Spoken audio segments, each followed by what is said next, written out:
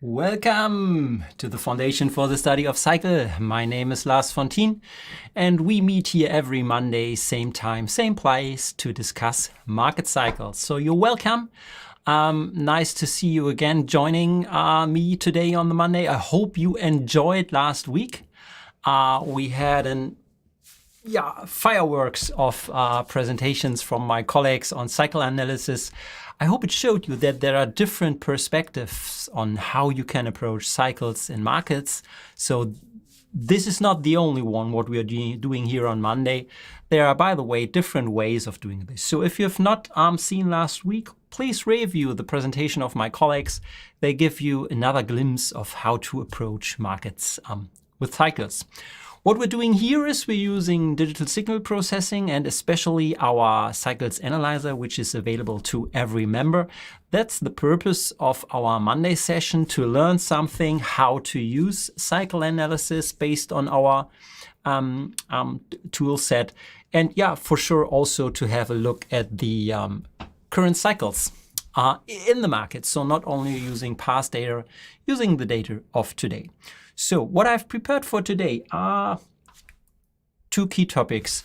I want to have a short follow-up on the Bitcoin analysis I did last week, because we had some question also below the video. And I want to pick up that question because it allows me a little bit to teach or talk around why choosing this period or that period. So it's a topic for today so that we can maybe bring this up and have a short discussion on that. And the second topic for today is about, there are often questions about why are you using this algorithm or that algorithm? Is the cycle analyzer able to detect this cycle? So without going into the math and the engineering today, I think this is much more over the top for this session here. I will recall a simple test which was not done by us, so it is a test others did to check if a cycle engine is able to detect it. So we will use the same test others did develop, put it on what we have or what we are using here on the Foundation, and see how this tests look, so that you get a little bit more trust or distrust, whatever the result will be. We will see in a second, using our tools here. Okay, so that's it for the next 20 to 30 minutes. And as always, you are welcome to please tell me from where you are joining today. So I still have an eye on the chat section. So this gives me a little bit of feeling of that I'm seeing you out there, so that I'm not just speaking into the camera here, sitting at my desk in our office. Yeah, welcome. So, okay, I think I've explained what we will do today. So let's first jump into an interesting question which we received after the session on Bitcoin. So therefore, I will just show this question to you. If you've not seen this analysis, there's a lot of education also in. So even if you're not interested in Bitcoin, I think there's a lot to learn from how to apply cycle analysis. But the question which I want to bring up here is around this one here. I will read it out from Mark. Maybe you're also here in the show, just let me know. So I'm just coming to your question live here. So the workbook which I provided, by the way, that's also a nice topic, and I want to encourage you, please follow up on the workbooks. And this is exactly what Mark did here, by the way. The range which I took for starting the cycle analysis in the second workbook, maybe I did not align it to the low here, and Mark changed this range slightly, and it doesn't affect the results, except changing the dominant cycle from 221 to 219. So I don't suppose it's important. So that's not only because it was highlighted here as a question. This is a general question which often arrives when asking, okay, where should I start my analysis? Where should I end my analysis? Does it make a difference if I change the starting point of the analysis? So therefore, just seeing that this question also pops up for this presentation, let's follow up on this question. So it was based on the workbook I provided anyhow here. So please go back to this video and you will directly find the links to these, we call it interactive workbooks, which allow you to repeat the analysis on your own. So we want to learn from each other. So therefore, this is what Mark did. So I will open exactly this analysis. By the way, where is it? Here's the workbook I did.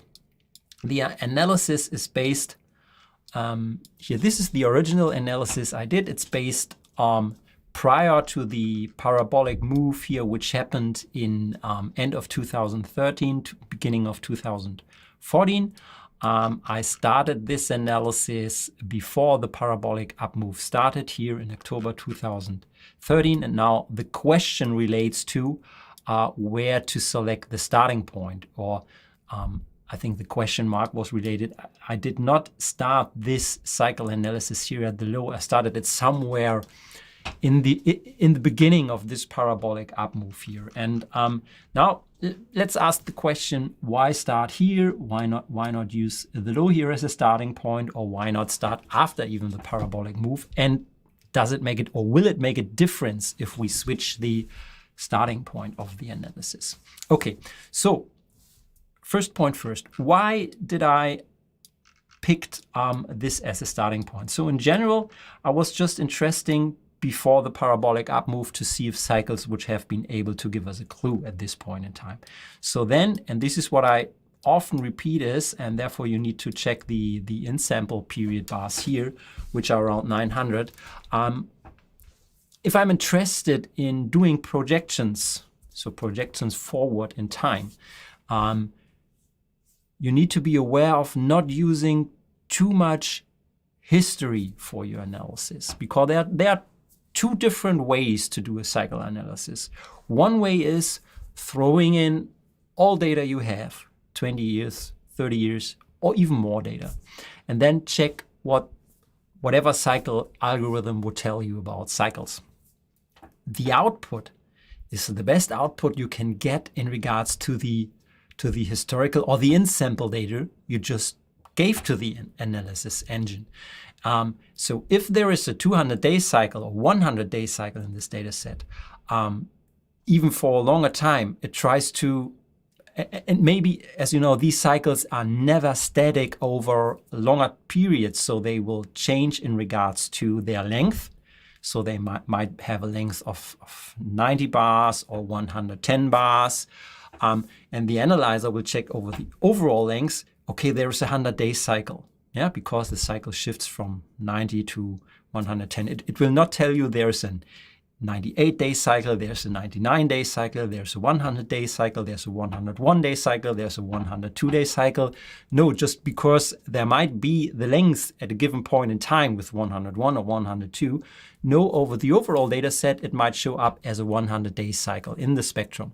Okay, so, but over the period of 30 years, often this was a 95-day cycle or 105 days cycle from the length topic. The second parameter, which is always important, is the phase of the cycle.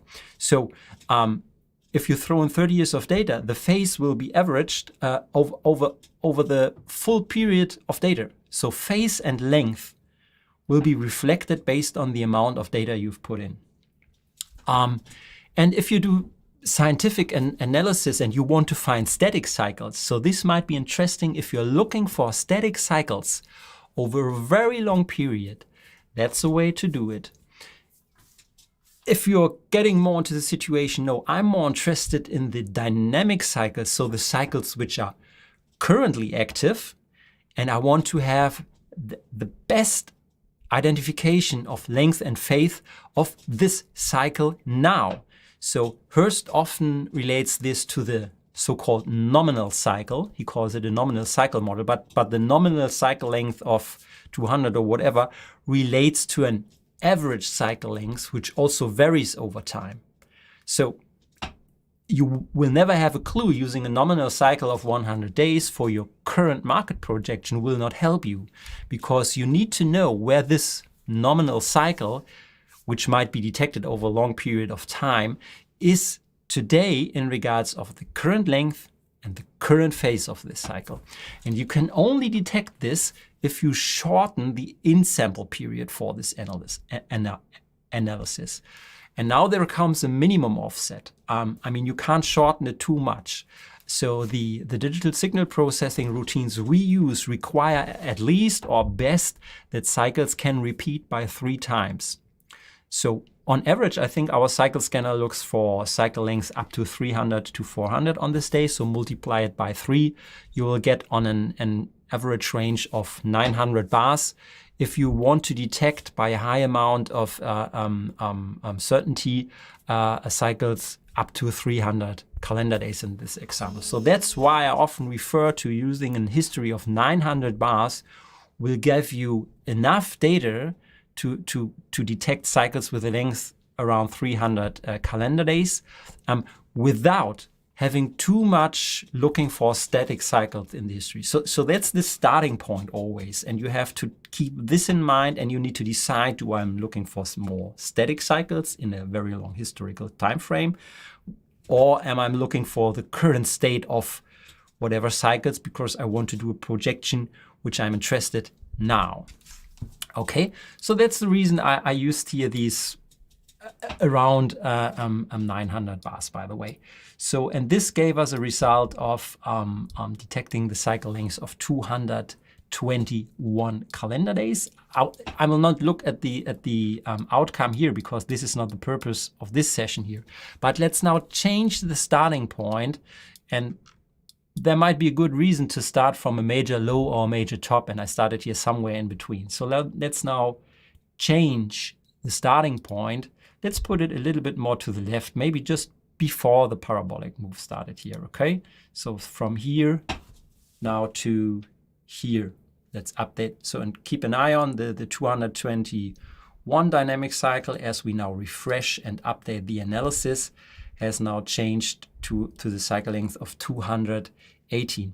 And this is especially what I meant. If you switch a little bit the amount of data, this directly impacts the dynamics which are then detected for this cycle. So I would call it's the same cycle of, if you follow the overall analysis, I call this a nominal cycle of 200 with an allowed deviation of plus minus 10%.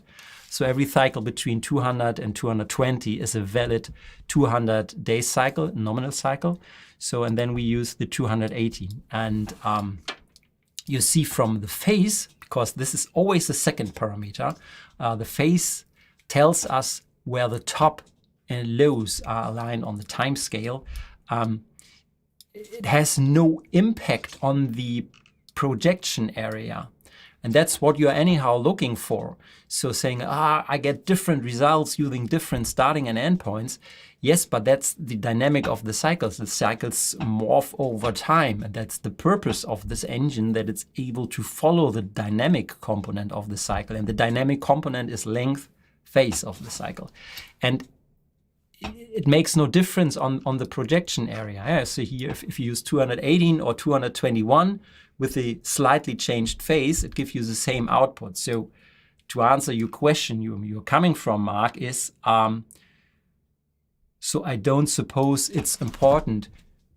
No, and in regards to the projection, as you've seen, it will not make a difference at all. So if we go back to the, and let's even do a second test, and let's put the starting point after the parabolic move. Yeah? So I will now change the starting point after the top here, moving at this point in time here. So after the top has happened, I will update the analysis.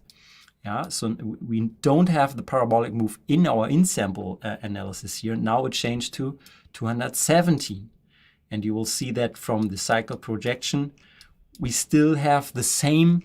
So in the projection area, we're always interested in the next top or bottom of this analysis. So I've now used 3 different starting points for the analysis.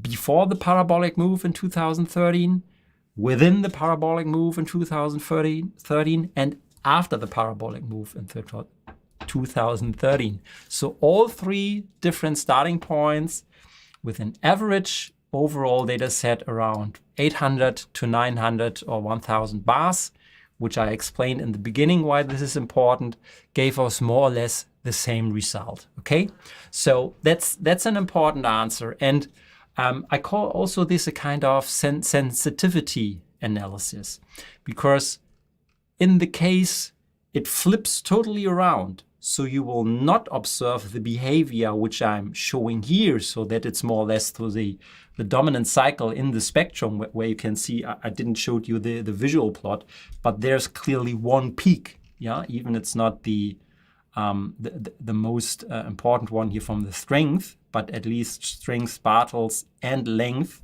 which you can then also visually check. There's a clear indication using this one and not the other one. But in this example, the main cycle was always present and visible regardless of the starting point. You might have the situation where it completely flips around. So using the first starting point gives you a cycle about 100 something, and the 200 completely disappeared. Then using the second starting point, you receive the 200-day cycle, and using the third starting point, then the 200-something cycle disappeared again, and you get an 80 cycle or whatever. In this case, you should not trust the cycle analysis, because the sensitivity analysis is not stable. So that's, besides looking at the Bartels score, the strength score, which we provide here in the list, and which we use to sort the cycles, which helps you to get a clue, should I select the cycle or not. This is a fourth method to validate if the cycle you're using for your projection should be trusted or not. If it confirms this, what I call sensitivity analysis, by slightly changing the starting point, then you have a good chance that this cycle is in this data set. There are other situations when this is not the case, then you should not trust the cycles, or there are other forces, or the noise level is much higher than the signal level of cycles, then you should not trust cycles. So this is just another indication of how to pick the starting point and the difference it might make in your analysis. Okay, so this was just the follow-up on the session and some more insights on how to select the starting point for a cycle analysis. The second point, which I want to touch on today, is about the question, and I don't want to get into the math here, but you know, there are, or the key element, what we're doing here is digital signal processing. And the key algorithms which are used for the cycle analysis are based on the Fourier algorithm, or Fourier transformation. But that's just the root core. So don't expect, this is the simplest form of the Fourier transformation, which is published, by the way. There are a lot of derivats or variations on the Fourier analysis, the Fourier transformation you can do. As said, this is a complete engineering area and science and research area where you can dig into different ways of how to apply the Fourier transformation. And this is where the experience and the research and the foundation comes from. So we have a long history in applying this kind of analysis technique. And there are often questions, why not using this algorithm or that algorithm? Is this better or is that better? And there is no simple answer, but as we are here and providing this information or tools also to our members, you can be sure that we have done a lot of tests upfront to ensure that you can trust this engine. And let's just apply one test here to show you a little bit if it works or not. And this test was not developed by us. It was developed by another cycle analysis software. So we don't claim that we are the only one which can do this kind of stuff. There are other software tools and providers out there which are able to do this. So this is by no means an kind of competition, and we don't claim that we know everything and have it. We just want to give you confirmation of what you should look for, whatever other tools you also use. So what I want to use now, enough said, okay, is about a test and which was developed by the colleagues of Timing Solution. They provide also tools for cycle analysis, and they also have done a lot of research on algorithms. And I love their tool set.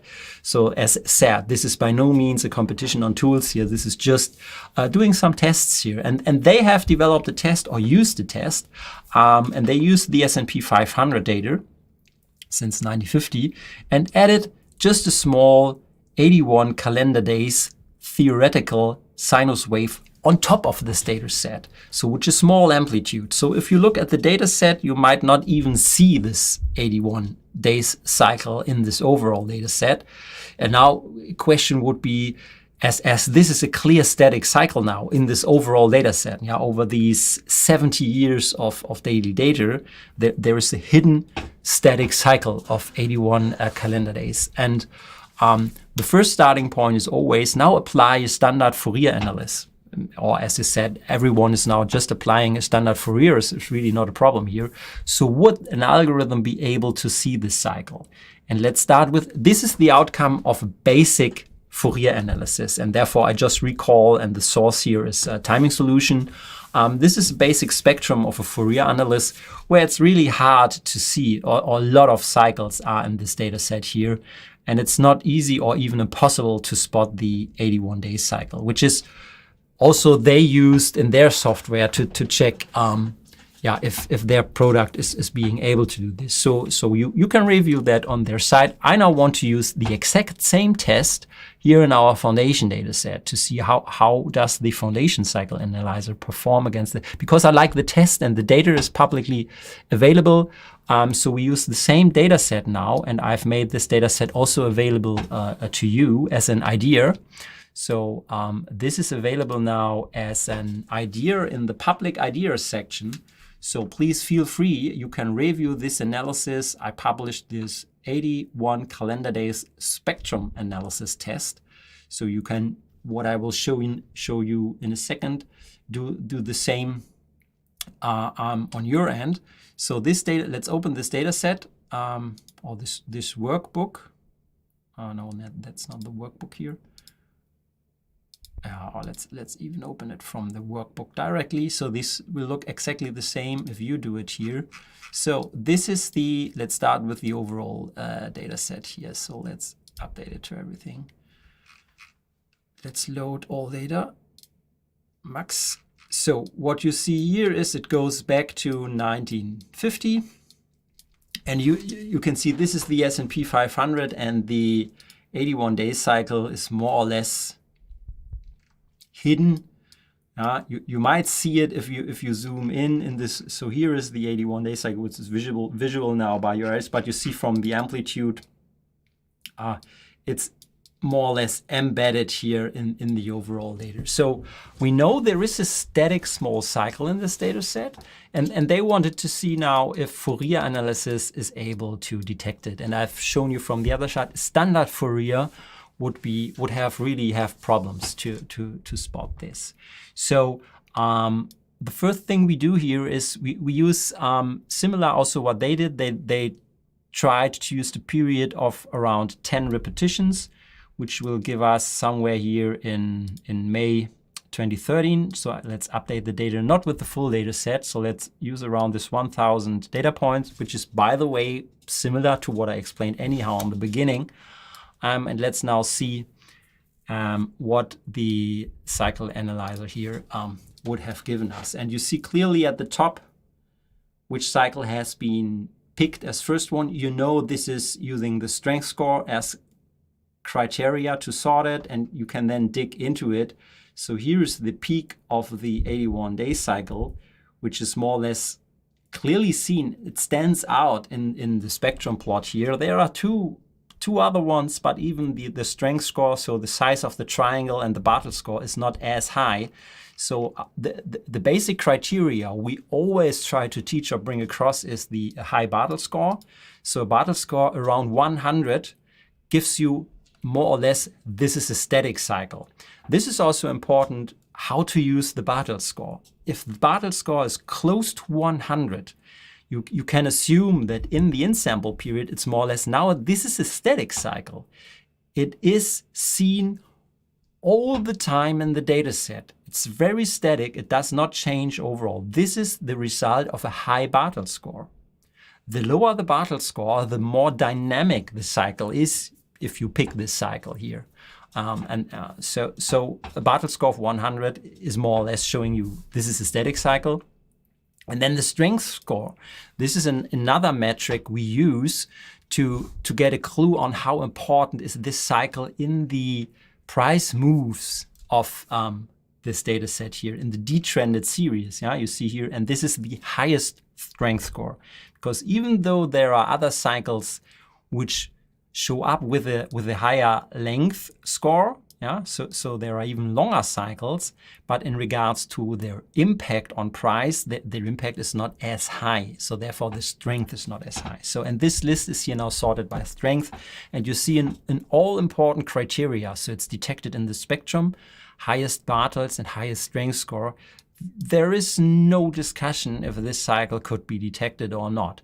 If you compare these to the classic Fourier analysis, Fourier would not give you this clear answer that this is a valid cycle. So, okay, I will stop here now on the exact engineering math topics here.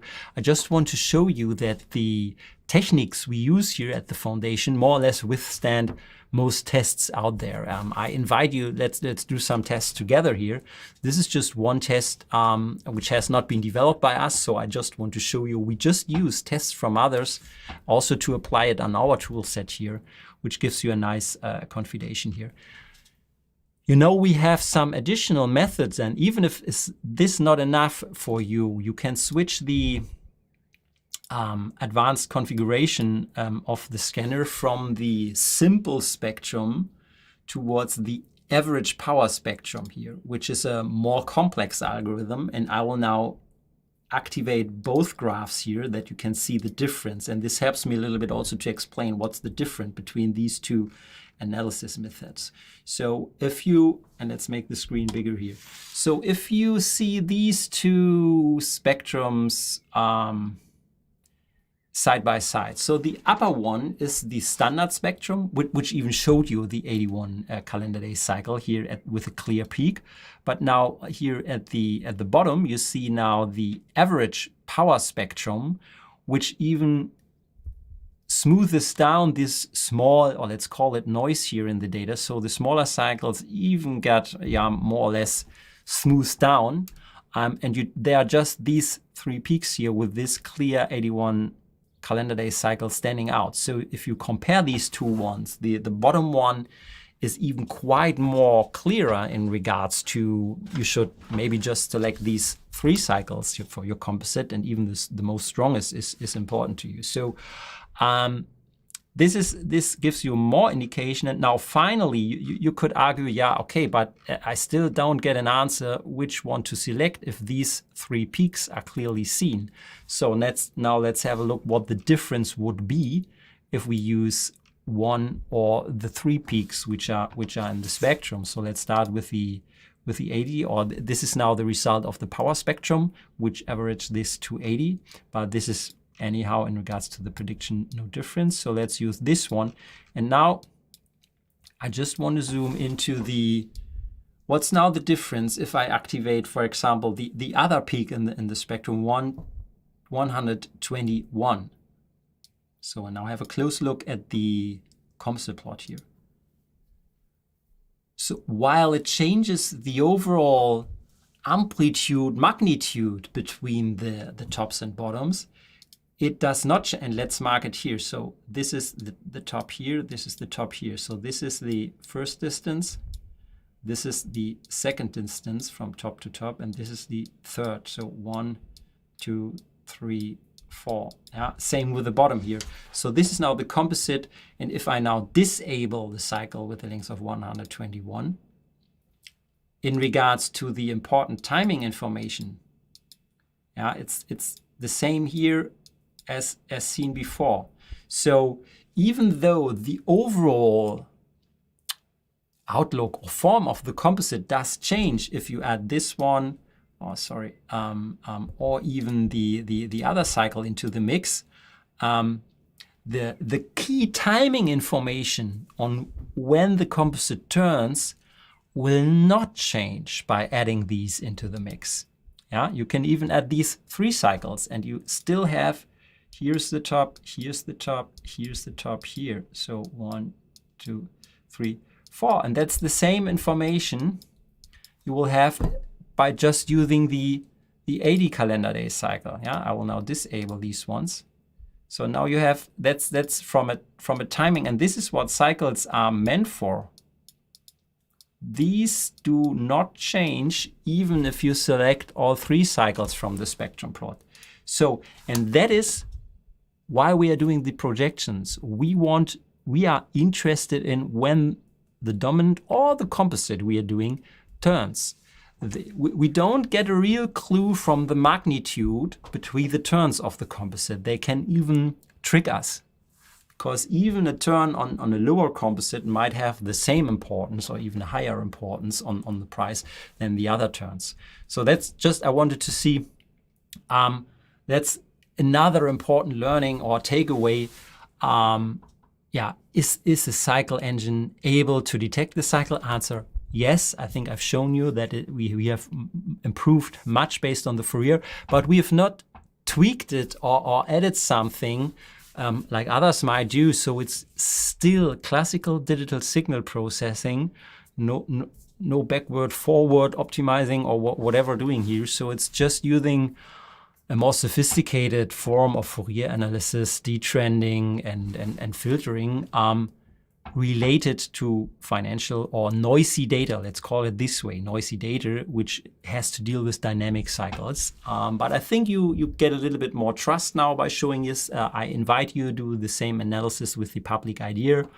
Yeah, and last but not least, I hope the Bitcoin answer. I see Mark, you're also there. Welcome, Mark. Thanks for your question. I hope I gave you an answer, and I hope this helped also the other colleagues joining today to get an idea how to select the right starting point for your analysis. Okay, yeah, that's more or less it for today. I keep your chat section open now for a second. So if you want to drop me some questions, that's the time now to do so. So as we have a small delay, I will still keep it open. Yeah, by the way, I know I need to promise you a little bit more information on intraday cycle analysis. Just allow me some time, because last week was a little bit of crazy. We did a lot of presentations, a lot of streaming, and a lot of questions during last week. So we concentrated fully on bringing the Financial Summit across to give you lots of views on cycles.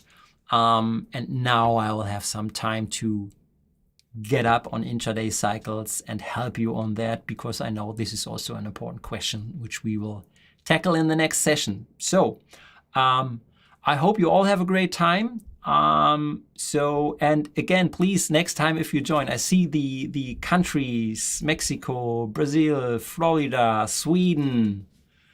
That's great. America, we are all over the world. So I want to hear from where you are, location, country. I like to know to whom to talk in the world, even if we can't meet in person. And I hope anyhow the situation will change and maybe we will meet in person together once a time. So have a safe week, a nice week, and we will meet next Monday, same time, same place. Enjoy your cycle analysis. Bye.